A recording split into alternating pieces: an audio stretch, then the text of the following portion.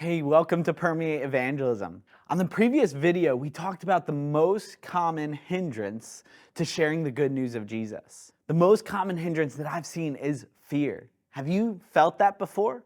That fear hinders you from sharing with others about Jesus? During the next few minutes, I want to focus specifically on the fear of not knowing what to say, how we can practically respond to this fear and redirect our fear ultimately away from not knowing what to say, but a fear of God. The fear of not knowing what to say is so common in our culture. And as I do trainings, it's probably one of the most frequent responses to what hinders them from sharing the gospel is, I just don't know what to say. I don't know how to actually explain the gospel. I believe in Jesus. I believe that he died for my sins, that he rose again. But how do I explain that to a non-believer? They also might be thinking, I don't know how to answer the questions after the gospel. So I can get through the gospel, but what if they ask that one tough question that I don't know how to answer? And so this paralyzing fear causes us to not even share the gospel because we don't know how to respond to the questions afterwards. So what do we do practically in response to this fear of not knowing what to say? First, we need to be honest with ourselves. No one has all of the answers, not even the smartest theologians. People often don't realize that in response to a question, we can say the words, I don't know, because we're being honest. We can follow that up with, I don't know, but I can get you the answer, that you can go and search the scriptures that night and come back the next day with some answers. Or maybe if it's a topic that's not related to God or the gospel or Jesus, say, I don't know, but this is what I do know, that Jesus is God, that he loves you, and go through the gospel message that he died and rose again.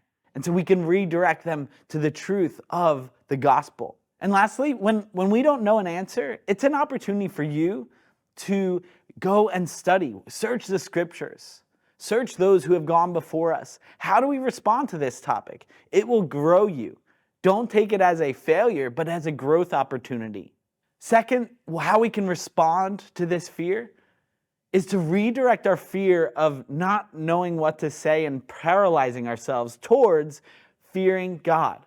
Letting God motivate us to go, even if we might not know what to say, even if we don't know how it's going to turn out. We don't know the results, but we know God, we fear him, we know who he is. In 2 Corinthians 5, it actually says in verse 11, therefore, knowing the fear of the Lord, we persuade others. We share the gospel with others. And this fear of God is both the judgment of heaven versus hell, but also, more specifically in the context, it's the Bema seat. And the Bema seat is from the ancient Olympic times, where the victors would go and they would be given their rewards, that they were already victors, but they were given additional rewards. And so similarly to a Christian, we are saved by grace through faith alone. But we go and are rewarded at the Bema seat. So the fear of God, both as judge and rewarder, will motivate us to persuade others. Don't let the fear of not knowing what to say hinder you from what God has for you. Third, God is with you.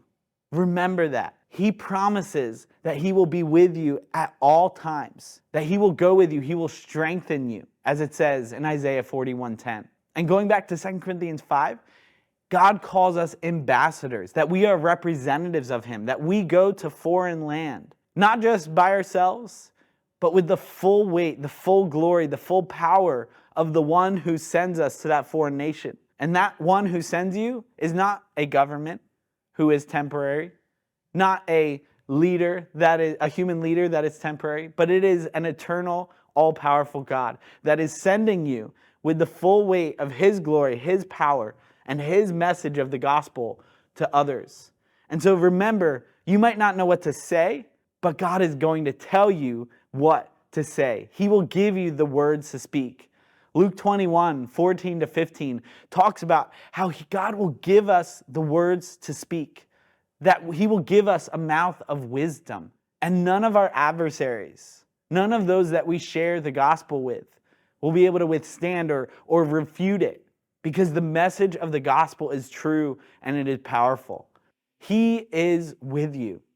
Let the simplicity and the truth of the gospel message come out, and you will see people's lives changed and changed for eternity. I'm praying for you as you go and share this gospel, this incredible message of Jesus. And I am confident that God will be with you and He will give you the words to speak. Don't let fear hinder you. Redirect your fear towards God, knowing that God is with you and will give you the words to speak, and God will do incredible things as you share the gospel with others.